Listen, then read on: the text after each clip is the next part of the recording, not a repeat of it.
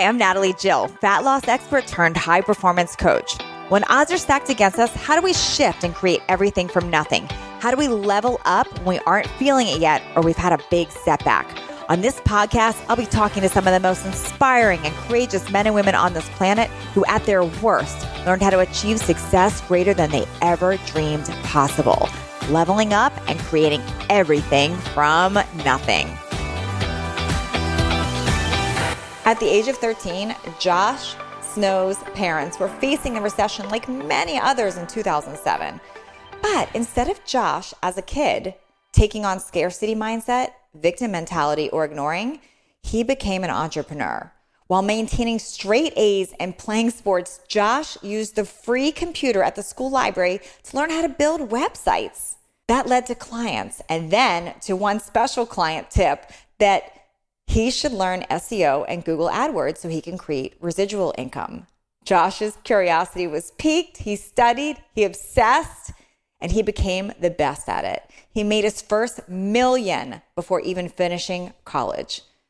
But Josh, he was determined and hungry for more. So he dove into affiliate marketing and eventually his own tooth whitening brand, Snow Whitening, which is now approaching 9 figures in revenue.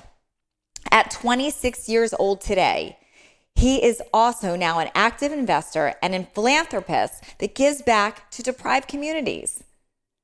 He's also himself a multiple 8-figure earner. Listen in today and learn exactly how Josh Snow leveled up and created everything from nothing. Today on Leveling Up, I am so excited to talk to Josh Snow. You all, first of all, he's 26 years old, and at age 26, he has created close to $1 billion in the online media space in the beauty industry. Incredible. And he's also the founder and creator of Snow Whitening, which this is unbelievable what he's done, what he's created at age 26. I can't believe this. Josh, thanks so much for being here. I can't wait to dive in and talk with you. Thank you so much, Natalie. It's a pleasure. So Josh, take us back because you said something very unusual before I started recording that I actually had not heard somebody say before. You said at age 13, you entered into the brand building space and became an entrepreneur. Can you tell me more about that? How did that even come about so young? Yeah, I mean, growing up, I wanted to be a doctor because I wanted to help people. I wanted to make a good enough living that I could help my family out. And so I never thought I was going to be an entrepreneur, and it's not really a big thing in my family either. So growing up, I was kind of focused on one day I wanted to be a doctor, but I was kind of always good at computers. I was kind of always interested in computers. And so what happened is that really what pushed me to get into entrepreneurship was, the 2007, 2008, kind of early on as the recession started to come about. Actually, my mother lost her job, and it was just a rough time a little bit, during that time. I didn't know much about it because my parents were really good at kind of shielding a lot of that. But I was hyper aware that I was in, that we were in, and being the youngest sibling, I always wanted to be like my older siblings. I wanted to work. I wanted to help. I wanted to do something. And so I was spending time at the public library at the time after school. So I was playing football and I was track and field. And if I wasn't in practice, I would hang out at the public library because actually the area I grew up in, we had some kind of like gang-like activity that people had moved in, and this is in Arizona. And my parents wanted me to obviously not be around that if I was playing outside over like that. So I was hanging out at the public library, and there were books and there were computers there. And there was a competition where if you read a book and you took a comprehension test, and you did well, you got points on it. And so I'm pretty competitive. So I was like, I'm hanging out here. I want to get as many points as I can. I might as well. And so I started reading books, and I wasn't an avid reader prior to that. And so I was reading these books to get points. And what I realized is that if I read books like the For Dummies books, I would get more points. And those books were mostly pictures. So I was like, I kind of figured out a loophole here. I could read all these books. And so I was like, I'm kind of interested in computers. And the computer books paid the highest amount of points because you can cash these points in for like baseball tickets, things like that. And so anyway, I found that those reference books were paying a lot of points. And so I started to read the books in the computer section about how to program, how to create a website, all this stuff. And after a while, I was like, okay, I've read all these books. I got the points. I'm like, this seems like something I could do. This seems like I could actually make a website. And so I used the public library's computer to build my first few websites. Oh my gosh. Okay, back up because I have so many questions right now that are coming up for me. So first of all, wow to your parents, because I think, and I am that age where I had lost everything in 2007, 2008 myself, because I'm 48. So I'm listening to you and I'm like, okay, I remember that time. But I think so many people went through that. But what made it different, how your parents were talking to you and responding?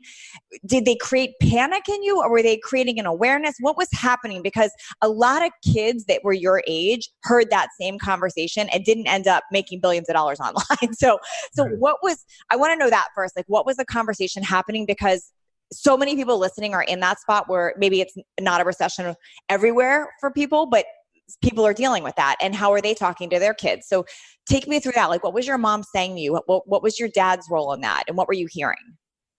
Yeah, I mean, I don't think that there was much. There was I don't remember extensive dialogue around the situation. I just remember being aware of the situation, and for me, my parents did a really good job. They didn't. I wouldn't say they created a state of panic in my mind. I think that I created my own state of panic because I was just really aware of the situation, and being the youngest sibling by far. I mean, my closest sibling is my sister, who's 6 or 7 years older than me. So at 13, 14, I would overhear the conversations that my brothers and sisters would have, and they didn't have the opportunity to go to college. And so I already knew that being the youngest sibling, like, I wanted to go to college. I wanted to be a doctor. I wanted to do all these things that my older siblings didn't have the opportunity to do. So there was an inherent pressure to be successful. It wasn't like my parents saying, you need to be successful, you need to do this. It was like, we'd love for you to go to college, and we expect that'd be nice, and kind of those things. But for me, I would just remember going to school and thinking in the back of my mind is like, kind of like that point of panic where it's like, are we going to be homeless? Like, what does it feel like to be homeless? Where are we going to live? Like, will I still go to this high school? Like, what is that going to be like? And so for me, like that, I think that that state pushed me to want to be inventive. And I remember applying to jobs without telling anybody. I was just like, I was applying to jobs because I was like, maybe I could work, maybe I could help out. And of course, at 13, 14 years old, I just wasn't the age for that anyone could hire me. Little did I know, I stumbled into, and it wasn't intentional. I didn't start making websites because I thought I could make money. Sure. I did it to pass time while I was at the library. And then I found out, because I told a teacher one day, and she's like, oh, you make websites? She's like, oh, I have a friend that is looking to have a website done. Like, what would you charge for something like that? And once I heard that, I was like, I'm pretty good at this. I figured out how to do this, and I can make money doing this, and they don't care how old I am. Then that together was like, okay, this is something to figure out. Now, did you tell your parents, did you tell your mom, like, hey, mom, I'm worried about money, I'm going to do this? Or did you just keep it to yourself? What was the conversation you had with her around that? I pretty much kept everything to myself because I didn't know what I was going to do with it. And it was also, I mean, entrepreneurship is scary, right? I mean, in general, it's like you bring that to a family and in any type of position, but especially in that type of position, it's like you be very, very careful, and like, what are you doing online, and like, is it safe? Like, how are you making this money? Like, is it legal? Is what's going on here? And so, especially in 2007, 2008, because it was still so new. Yeah, it was still so new. I mean, there was all these things that are commonplace now. I think a big move was when that Facebook movie came out, The Social Network, and then it kind of started to normalize startup life and younger CEOs and all this stuff. For me, I pretty much kept everything to myself except telling a few teachers initially, and then after a while, once it started to grow, then I could, then my parents were like, okay, I'm not sure what you're doing, but I expect you to stay in school and to keep your grades up, and then you can kind of work on this other stuff that you're doing, but it's risky, right? It was kind of like entrepreneurship is risky. You never know. You need to go to college. Like, totally. Being a doctor is a lot safer than going this way. So for me, I was like, okay, I'll make a deal. And so, I kept straight A's through high school. I graduated as valedictorian out of 500 students, mainly because I didn't want my parents taking away my computer. Wow. So talk about purpose and vision right there. So see, parents, listen to that. It's not, don't study instead of work, it's like, give them that carrot because you had such a clear vision on that you got straight A's. That's amazing. It's funny what motivates kids to get straight A's sometimes. My daughter says she wants material things. She'll say, I'm going to get straight A's because I want this. I'm like, what? It's so funny. So what about you mentioned your mom had lost her job. What about your dad? What was his conversation in that? Were your parents together? Yeah. My parents were still together, and they were together during the time, but it would just, see, my dad had left a great career in Spain and was the first in the entire family to come to the United States. But he knew that he wanted an expansive mentality, something, a culture that really motivated and supported just growth, not necessarily entrepreneurship, but just like the growth mindset. And so growing up in a small town in Spain, it's like, okay, if your dad's a doctor, you can be a doctor. If your dad and mom's a teacher, you can be a teacher. And it was just kind of maybe more limited thinking. It's not as, in America, it's like, how are you doing? Busy. Oh, nice. Me too. But, where he grew up, it's like, how are you doing? I'm busy. Oh my gosh, are you okay? Like, take a break. And so that kind of American culture was very attractive for my father. And so when he came to America and left his career behind, he essentially had to start over.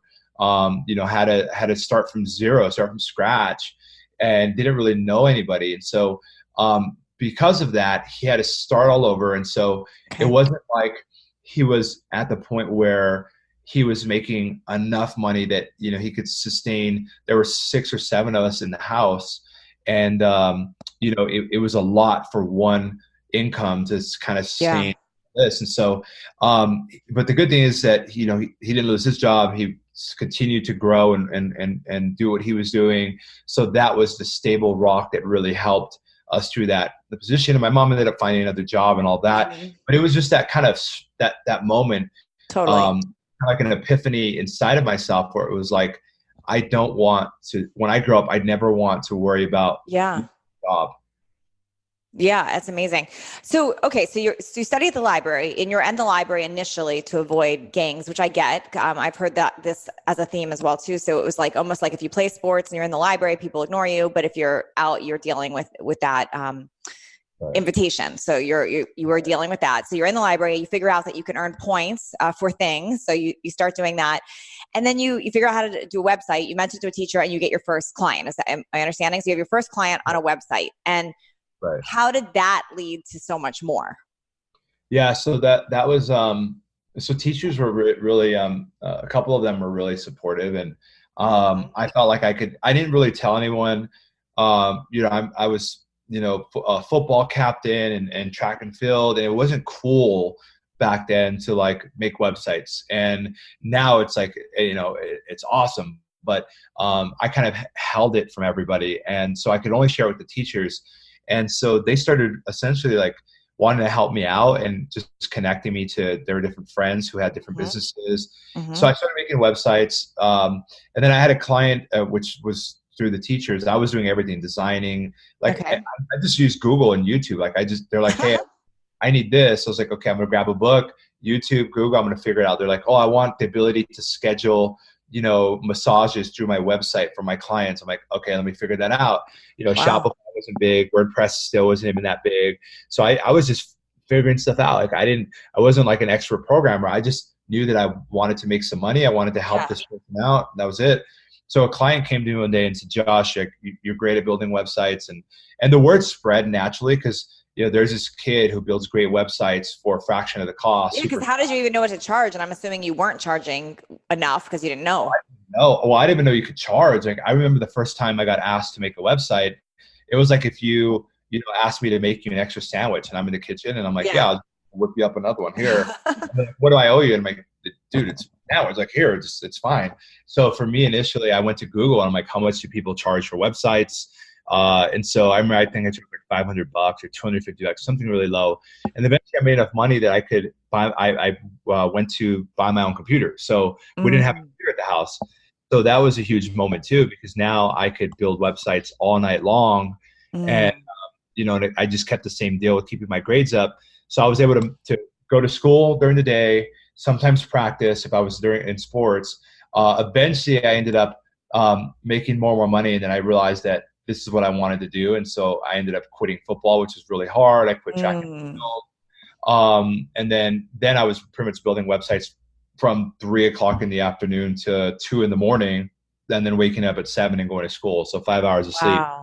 Wow. But I had a client come to me one day and say, Josh, you build great websites, but here's the deal. I pay you one time, you build a website, and then I'm gone. If you learn how to market and sell, and he was giving me these words I didn't know nothing about at the time. They're like Google AdWords and search engine optimization and, all this stuff. And I'm like, okay. And he's like, I'd pay you every month. And I was like, okay, you pay me every month if I did this stuff? He's like, yes. I'm like, okay, can you give me any books? Is there anything you recommend? So then I went to YouTube, Google, I went back to library. I got every book I could. And I found out that search engine optimization was the only thing that I could do because it didn't cost money. It just took time. And I didn't have a lot of money at the time. So I was like, I need to be the best at search engine optimization. And that moment and that kind of prompt from the client is, I made my first $1 million when I was 17 years old. Gosh, that's incredible. And that was driven by like that focus, that kind of transition from just being a programmer and a designer to actually learning search optimization, which actually is one of the hardest things to master. Yeah. I didn't know. It was like, I have to figure this out because I don't have money. But the truth is, when you're getting millions of people a month through search optimization, you're not paying per click. You're not paying a dollar amount. It's just organic. Traffic. You could sell anything because it costs you $0 for that person. How did it turn into $1 million? So I get what you're saying. Like because you were doing organic traffic because you were studying it and researching it and obsessing over it. So you figured it out before a lot of other people did. How did that actually translate into $1 million though? Yeah. So I started building these websites. I got better and better. By the time I was 16, I was charging maybe $5,000 a website, $10,000 a website. I had two brothers that lived on my block that came over to my house one day, and they were like, "Hey, I know you build websites. We're starting this solar energy company, and would you build a website for us?" And I'm like, "Sure, I'll build it for you." And they're like, "What would you charge?" And at this time, I kind of, I was busy, so I was like, "Okay, I'm going to give them a friend and family discount, but I have to charge something because I got so much cool this So I gave them the price, and they were like, "Well, we just spent all the money on equipment, and we just hired someone. Like, what if we 15% of the company if you built a website?" So that was one thing that ended up, and then I used my online marketing skills that I was learning at the time for when everybody was searching solar energy, water heaters, solar, all that stuff. And, that business went from, nothing to close to $80,000 a day. That's incredible. And you were locked in at 15%, which is unbelievable. They were probably like, they had no idea what they were even doing when they said that to you, but I remember I would go straight from high school and I would drive straight to the office, like 15 minutes away. And eventually we had like 25 people on the phones. We had like 10 people going, handling sales appointments. And, I remember every week they'd bring a big envelope of cash, and then they, oh my gosh.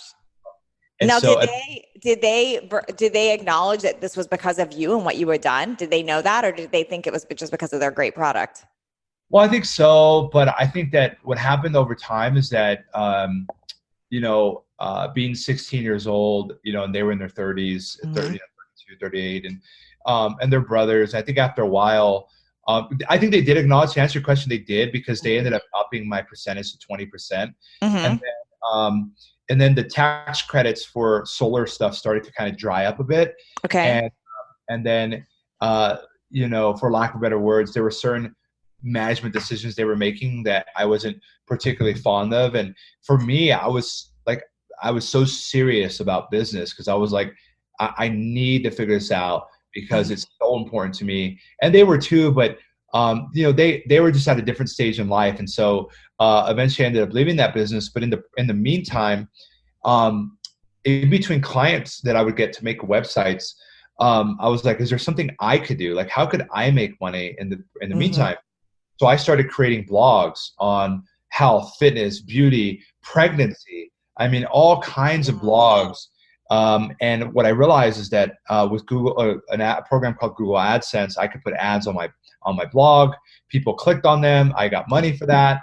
Then I found out about affiliate marketing. Oh my gosh. Okay, wait, because I'm gonna have a million questions there. Before you get into that, I want to know, what was when you made that first $1 million, because this is happening before you were even doing the blogs and adding in Google Words. How did you, what were your parents saying? Did they know that you were all of a sudden you made $1 million? What was the conversation there? No, my parents didn't. My parents didn't know much. They didn't know you were making that much money? I mean, I'm sure that they were kind of aware of what was going on. When I was running a solar energy company, I had like what was it called? The Lincoln Navigator, like a brand new, $80,000 truck. And then I had a Dodge Challenger, and then I had a Chrysler 300. And so everyone in high school thought I was selling drugs. I'm sure, yeah, I'd imagine, because I'm not used to this. My parents were just kind of like, all right, as long as it's all legal, everything's good, it's great, straight A's, okay. Everything's checking out. Yeah. I was buying my own underwear, socks, school supplies, backpack. I was buying everything for myself. So that was a huge help to my parents too, is because they didn't have to worry about me financially. And so. And were you saving too, or were you just spending it all? Well, I started reinvesting it into my business. I needed the money. And so until now, I mean, from 13 years old to now, I've never raised $1 of outside capital. So I the first $100 I started with, I just continued to roll and roll and roll and roll. And now we do over $100 million a year, and that's just been rolled over. Oh my gosh. Okay, so you start these blogs, health, fitness, beauty. So now you've got income coming in from different places, because you've got the solar energy company, which you're working that's shifting, but you have that coming in. You start these health, fitness, beauty. You use all Google AdSense, and you're crushing on that before other people knew how to do that. And then you figure out affiliate marketing, which is key. So you being an affiliate for people, or are you creating products for people who are an affiliate? First, me as an affiliate, because I was like, this is cool. I'm getting paid $1 a click or a few pennies a click. I was like, how could I make more money? And so then I found out that if, for example, one of my big breaks was when there was a big acai berry cleanse craze. Okay. 2009 or something like that. And everyone was like, the acai berry diet was huge. It was on Oprah. It was on Dr. Phil or whatever. Yep. It was everywhere. And so I created a couple videos on YouTube, and I used video SEO. So same type of search and optimization, Google and YouTube, to rank number 1, number 2, number 3, when people were searching acai berry diet, how to lose weight with acai berry. So I was getting paid, $30 to $40 every single sale that I was driving.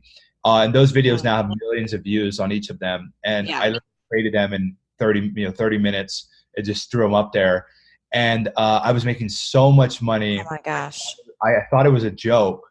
I remember I'm like, there's no way this is real. I'm like, literally. And this is before, I would imagine, because I'm super familiar with this what you're talking about, and remember seeing that when things were starting to really take off online. This is before Facebook was really cracking down on ads, before ad costs were up so high, before everyone was doing it. So you were really in at the right time too for a lot of this.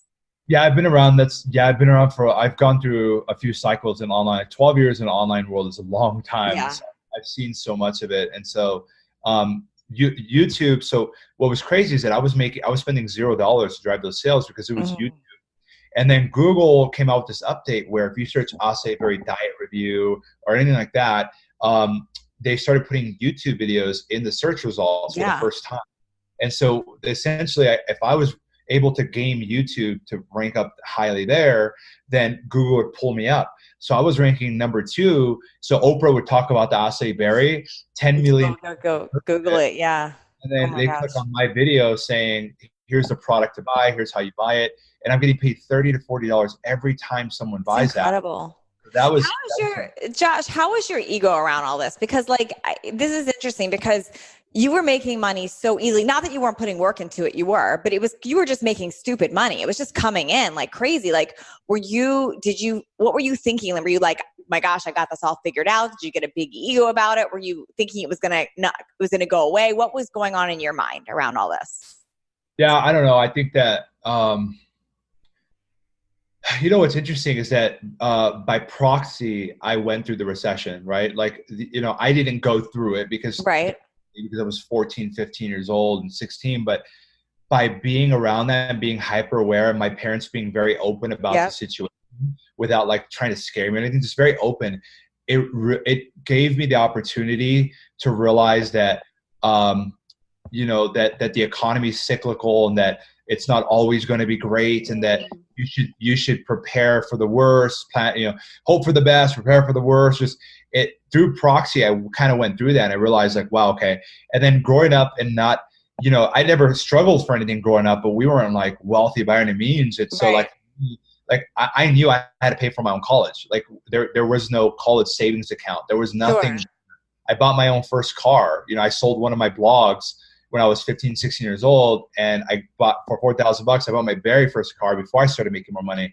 So like I figured all this stuff out, but I think that my ego stayed in check because I remembered, one, where I come from, very humble beginnings, and what my family has gone through, and the sacrifices my dad made leaving his career in Spain and coming here. And when you're very open to that, I think that when parents kind of share that, not in a way of like scaring, but it builds this like sincerity, and it built a sincerity in me where I was like, okay, I got to stay in school. And I ended up going to college. Yeah. And I applied to scholarships, and I knew I had to have good grades because even though I was making money, I had to put all the money back in my business. So I didn't have once I kind of went through, there was like maybe one ego spike, I think, was when the solar stuff was going really well. And then the Acai Berry, like affiliate stuff was going really well. And I was kind of still helping out with the website stuff. And then I started kind of turning away clients, and I'm like, I don't need to take on these projects, and I don't need this, and which, okay, it's opportunity cost. But what happened is that the solar thing, I ended up leaving that business and essentially walking away with nothing. And so I went from making X amount of money to nothing. And then in the Acai Berry diet review world and stuff, those offers started to go down, and it wasn't as popular anymore. So, that's dropped. And guess what was left? Me building my own stuff and me building stuff for other people. And so what happened is that, I got a little too excited and thought that these two things were going to last forever, that they didn't. And guess what? I had to go back to those clients, and I had to go back and say, hey, I need to make money. I got to go to school and all that stuff. And so I ended up going to college, and I graduated in 2 years from the Arizona State University while I was running my business from my dorm room. So it was like a lot of things that you graduated like a 4-year college in 2 years. Right. Wow. Gosh, while running a business, that's amazing. Yeah. I mean, I got to change my parenting style. Like, as I'm listening to you, I'm like, it's amazing. I know you said that your parents didn't have like a big conversation with you, but whatever they did clearly was right, because they didn't scare you to the point where you were just frightened and going to hide and not do anything. But they taught you like, how you heard that I need to be responsible and learn and generate and be creative and not get too comfortable with something. And that's amazing. I think most parents would love their kids to learn that lesson, but a lot of times what kids hear instead is scarcity. We don't have victim, or they hear this opposite, like being spoiled and everything comes easy. So it's like, I feel like your parents just really hit it right on the target, whatever they did, because you really clearly got it without it being a scarcity mindset. Yeah, I think that I am. So I knew growing up, like once I was 12 years old, I knew what the mortgage cost was. I knew what the car cost was. I knew what groceries cost, and just being very open about what things cost. And like when there was a time of struggle, it wasn't like that scarcity or like victimization or entitlement. There wasn't that. It was like, okay, I got to pick up a second job, or like, okay, well, I've got to go do this. And just seeing that kind of problem solve of like, okay, you can complain for a little bit, but the bills got to get paid. So it's like that, not allowing yourself to worry about those things. So, my mom would maybe get anxious, have some anxiety, get a little bit worried for a little bit. But then it was like, well, I got to take care of my kids, so I got to go get a job. So there was never that moment of just like, oh, I feel bad and just kind of sulk and this No and blame. that. It sounds like you learned not to blame me too. Right. It's no one's going to give you anything. You've Mm-hmm. got to go out and do it. The nice thing about America is that you can do whatever you want to do. You can figure it out. You figure it out. It's up to you. And so I just went guns blazing. I graduated straight A's from Arizona State University. I was at the honors college. I just knew that was something I wanted to do for myself, but also for my family. I'm the first of my family to graduate university, and I'm also the youngest. So like for me, it was like for my siblings, for my family, for my future family, because all that stuff. So once I was out of school at 20, it was for the first time that I didn't have to balance school and entrepreneurship. And that's where things explode. That's where things exploded. But I also gained a lot of weight and went through a period of burnout and a little bit of depression because I had sold a company when I was 21, 22 that I was working on, which was essentially my agency, that I become more software-based marketing. So I sold that business, bought the Lamborghini, bought the Ferrari, and then was like, okay, what do I do now? And I realized, I certainly didn't have enough money to retire the way that I wanted to, because I still want to be active. I want to be an investor. I want to do all this stuff. But I also didn't have my vehicle for purpose anymore in the entrepreneurship side because I had sold it. So for me, I was like, okay, it's not the pursuit to happiness. That there's a point. The pursuit is my happiness. Like I have to be pursuing in order for me to be happy. And that's what brought about Snow, was like, what is a market that is massive, something I could do for 50 years if I had to, something that is international, that's, huge. I need something massive. Otherwise, I realized that I would hit that point again where I was like, essentially like hitting a ceiling. And then, I would become depressed because I wasn't growing. Yeah. So something like that. And then nonprofit, so community stuff. I need a huge business that I could run for 50 years and be happy about that. And then, my family and personal life and all that, my health, so it was like health, wealth, and community. And so like me, those three together, is for me how I live my balanced life. And I'm now happier than ever before. We're making more money than we've ever made before. It's just a different life. How did the idea of snow whitening come into play though? Because was this when other whitening companies were already out there? Like what made, or where did the idea, were you dealing with your own? Like I want to whiten my teeth. Did a friend ask you? Like how did the idea even hit you? Well, I've been whitening my teeth since I was 13 years old. Okay. When I was meeting with clients, like I wanted to feel confident about my smile, and I had braces multiple times. And then I actually had jaw surgery a few years ago, right before I started Snow. And so, like orthodontic surgery? Took out my top jaw, yeah, exactly. Okay. My head, I've got 16 screws, 4 plates. Wow. And that was voluntary. So it wasn't like I was in an accident, but I had horrible jaw pain, headaches, etc. Okay. Essentially, I speak for a living. I'm on the phone all the time. Sure. All that.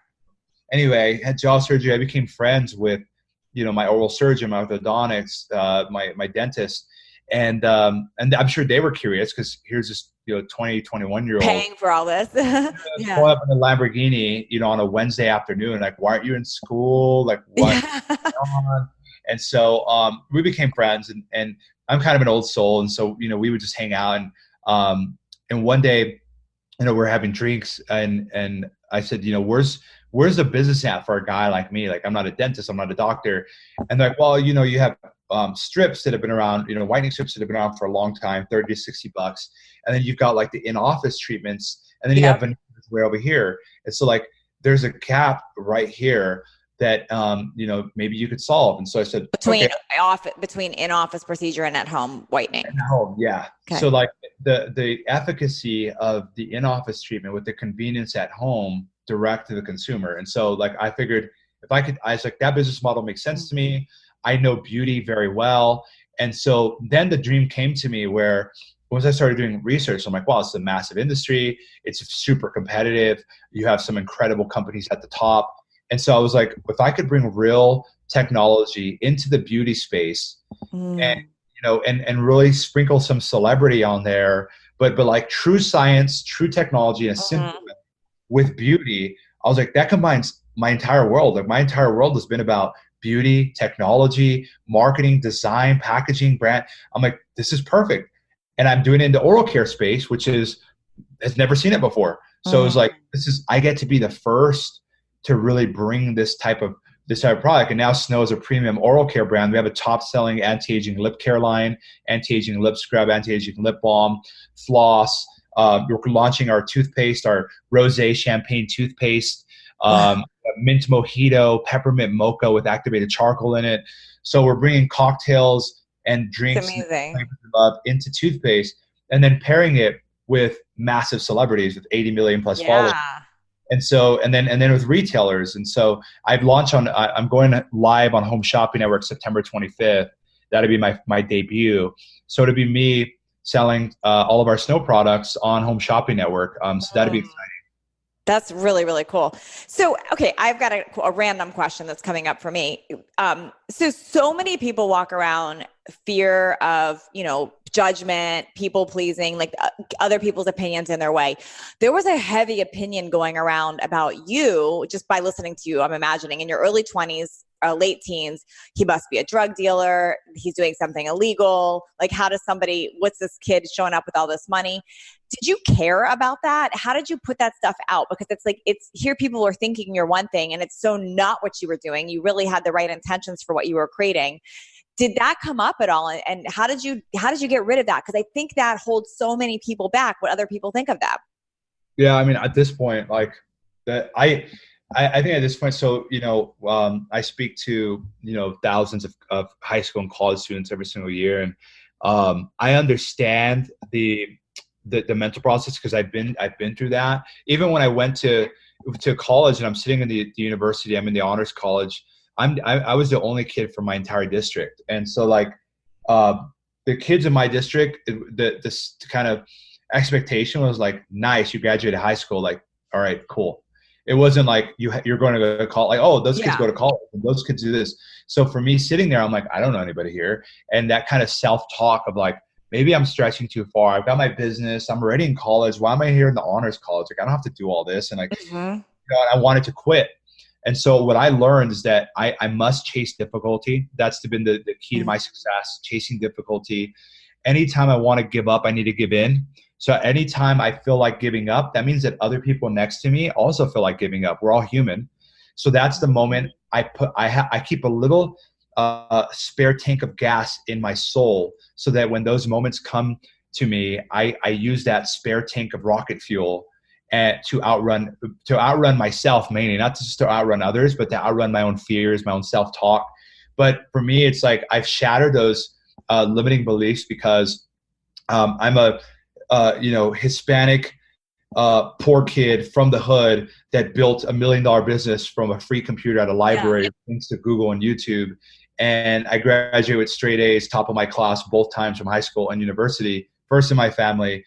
And now, we've taken Snow and we've worked with, amazing celebrities. Now we're bringing it into retail. We're about to turn 3 years old, and we really revolutionized. We're the #1 teeth whitening brand in America online. And, for me now, it's like, there's nothing that someone can't do. And that's kind of self-talk has evolved from that. So, but if somebody were to say to you, like if someone said something nasty to you, like, oh, you're a drug dealer or whatever, like they just said something that was not who you are, did it just bounce off of you, or did you care?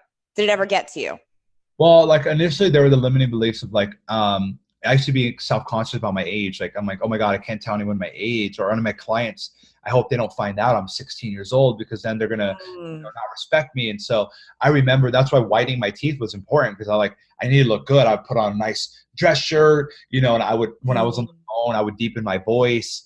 And like, even when I was at school, I would be taking calls in between classes, and there'd be like kids running around, and they're like, oh, it sounds kind of loud of them. Like, yeah, busy day at the office, and like, Got it. So the reason you weren't getting the judgment and stuff is because nobody really knew you were. Nobody really knew, and when they did, like people would insinuate certain things. It only added fuel to my fire, because I was like, I'm going to prove to you that just because I'm from the hood or from this, like I don't have to. I'm like I'm using my brain. And I'm going to win, and you're going to see. But that was the thing. So it's interesting. What I'm picking up just from asking you that question a few times, is it's almost like not in a bad way, but like you almost dismiss it. Like it doesn't matter. If someone has that opinion, it doesn't phase you. And I hope people really take that in listening, because the person with the opinion, they're just projecting their own feelings on you. Exactly. It's not about you. It's about their own opinions of not having success or lack of, or whatever it is. So I think that's amazing, Josh, because I think so many people are thrown off their vision because of judgment of others. Well, I always say, look, if that person is not paying my bills, if that person is not helping me out, if that person is not someone that is really close in my life, they may be going through something. I get it. I will say I get it a lot. Like, I've got 100,000 followers on Instagram. I've got 2 million readers on Quora. And so I get, I get random stuff that comes in, and I try to read it all myself. If not, it goes to my team. But stuff comes in that is like, for example, like, oh, you get your self-worth through your cars. Like I bought a Ferrari the other day, and I haven't bought a car really in 2 years. And I bought a Ferrari the other day, and someone, sent in a message and said, is that how you like derive your self-worth? Toys, this and that. And it's like, it kind of pokes you, and you kind of want to go back at it. But then you realize, like, this person must be going through something. And so I responded as much as I could. And what happened is that at the end of the conversation, he was like, I've actually been following you for a while, and I've had my business trying to work, and it hasn't been working for me.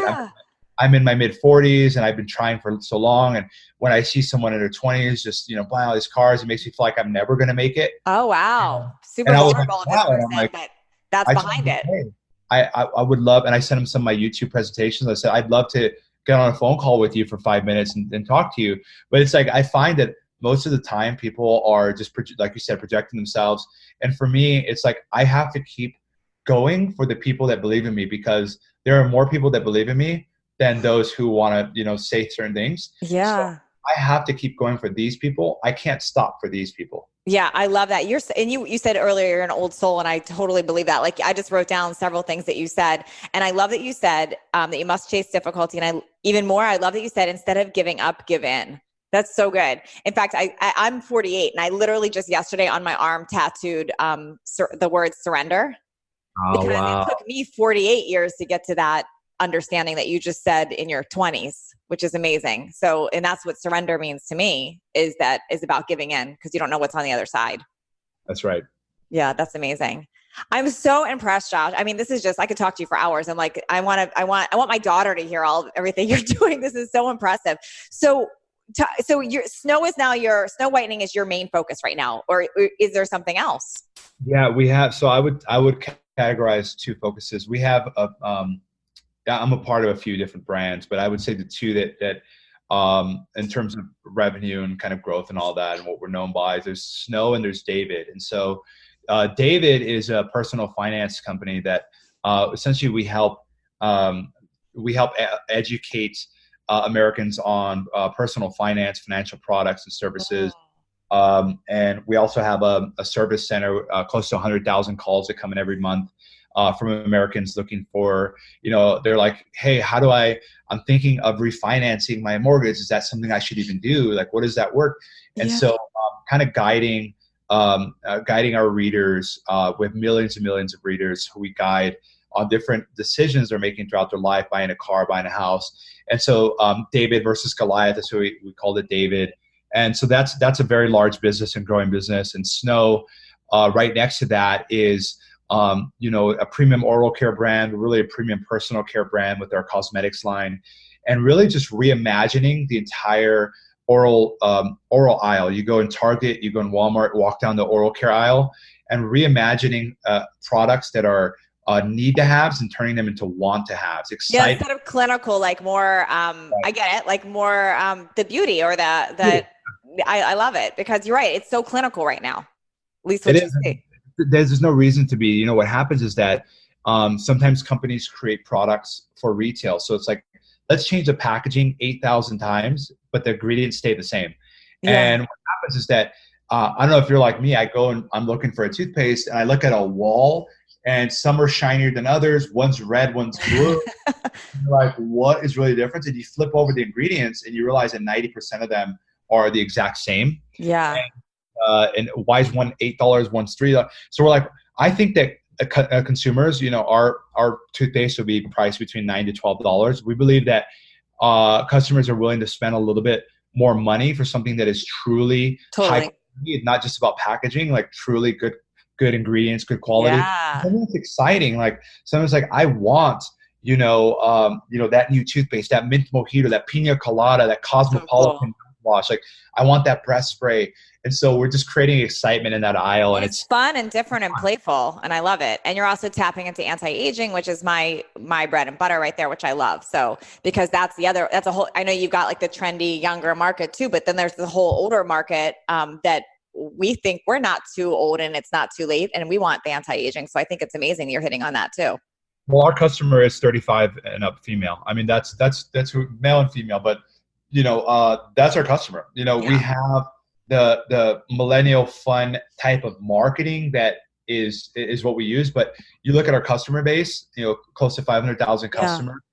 The majority of them are, I would say, 35 and up and female. And so for me, I love that segment. And I've been selling to that segment for a very long time because male and female 35 and up, one, they have a little bit more disposable income. Sure. So they're willing to spend for the best, right? They're like, you know what? I've tried the strips. I tried the dentist. I had sensitivity. You know what? I'm going to give this a shot.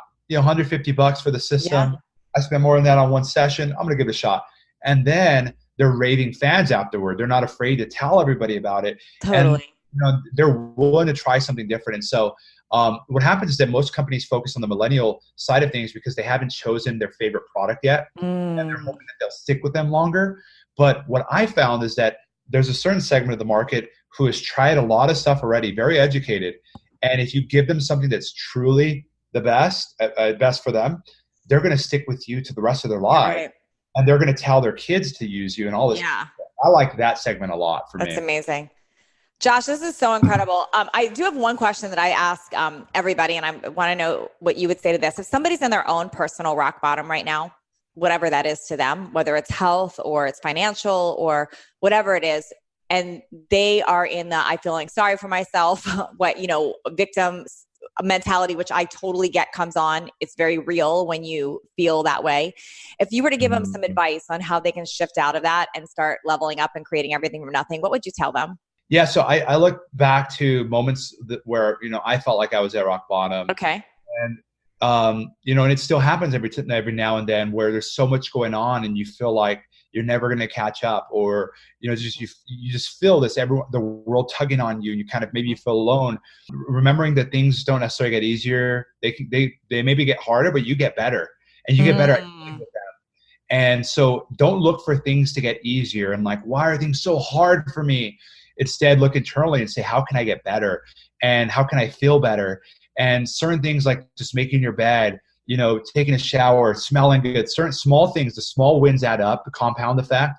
And I would also say that, some of the best things happen after rock bottom, and you have to stick it through, and this too shall pass, and you get stronger from it. And when you look back at it, you're like, oh my gosh, I really felt like that was really at rock bottom. And look at me now, 2 months later, a year later. And so you got to just stick it through, and don't be afraid to talk it out. Even if that's, there's a great website called betterhelp.com. And there's another one called, I think, Talkspace, where you can go on and talk to people. If you don't want to talk to someone in person or your friends, you can go on and just talk it out. And I found that a lot of times just talking it out allows me to realize like, okay, it's not that bad actually. And like, I just been letting it perpetuate in my mind, get it out there. And then also volunteer, go out and help people who, like I do it all the time. I listen to the kids' stories in high school, and I'm like, gosh, I thought I had it rough. And you listen to stories, and you're like, I'm breathing. I can see, or like I'm alive, or like you look at those things and you say, some people don't have that option. And all of a sudden you say, oh my gosh, I'm complaining because I'm 1,000 emails behind, or I'm complaining because of this. It's like, yeah, I get why I was complaining, but okay, enough. Now I've got it. Clarity comes through progress. And so you're not going to gain clarity by simply sitting there and sulking. You have to be doing something, even if it's just moving. Clarity will come through progress. Yeah, that's incredible. I love this. Where can people find you? You've got I'm looking on Instagram. It looks like you have a few different things. Where do you want them following you? Yeah, I'm on Instagram at Josh Snow. And then if you're interested in seeing any of our products or anything like that, trysnow.com, trysnow.com. Okay. And then we're also on Instagram at Snow Teeth Whitening. Yeah. Yeah, those are the three best places, I would say. I love it. I love it. Thank you so much, Josh. Oh, it's my pleasure. Thanks for leveling up with us today. Please share this episode if you found it helpful so others can join in. And don't forget to hit that subscribe so you don't miss out on future shows. And if you would leave me a 5-star review, I appreciate those so much. I read all of them, and it's how I know that I'm giving you information that you find valuable. And come interact with me over on Instagram at Natalie Jill Fit. I read all the direct messages and comments over there. Make it a great day, creating everything from nothing.